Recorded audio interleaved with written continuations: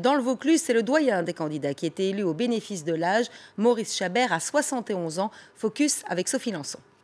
Je ne vais pas annoncer quoi que ce soit avant de voir ce qui se passe vraiment dans l'hémicycle. La Ligue du Sud qui fait durer le suspense.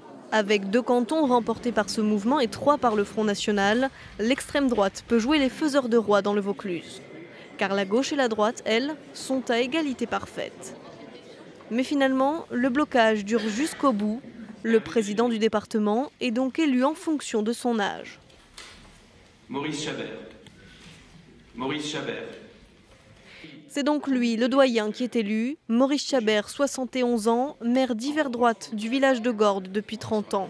L'homme se définit comme un gaulliste de gauche pompidolien.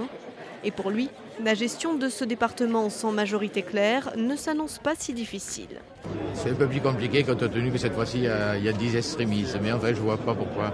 Non, moi je suis très optimiste parce que justement, quand on pense que ça va se casser la gueule, on reste unis. Et la gauche le rejoint sur cette position. L'expérience que j'en ai depuis 11 ans, il y a 95% des délibérations qui étaient votées à l'unanimité. Mais l'extrême droite compte bien continuer à jouer les troubles faites. Je dirais que l'UMP et le PS n'ont plus les mains libres comme avant. Donc effectivement, nous allons peser davantage. Nous serons en mesure de viriliser la droite dans sa gestion. On a donné de blanc-seing à personne. Voilà. On a montré qu'il fallait compter avec nous.